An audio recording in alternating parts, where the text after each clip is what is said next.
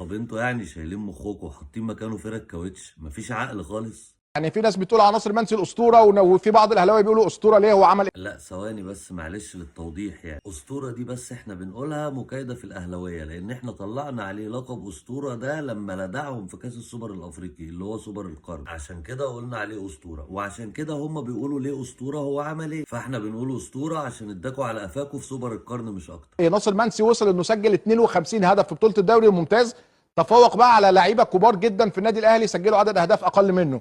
مؤمن زكريا 51 هدف، احمد عبد الظاهر 51، جده 50 هدف، حسين الشحات 49، خالد بيبو 46، قفشه 46، رمضان صبحي مسجل 45 هدف، عمرو جمال 42، كابتن مصطفى عبده المجري 41 هدف مع النادي الاهلي، اسامه حسني 41، ايمن شوقي 41، السيد حمدي 37، وفلافيو 35. ناصر منسي بيتفوق على كل اللعيبه دول، وكلهم نجوم كبار واساطير في النادي الاهلي، فناصر منسي تخطاهم في عدد الاهداف، وصل 52 هدف في بطوله الدوري طب ما الممتاز. هو جبتش ناصر ما منسي جبتش في ارقام الدوري بس يا الخطيب ليه خالد دي في وحسام حسن الدوري. ليه؟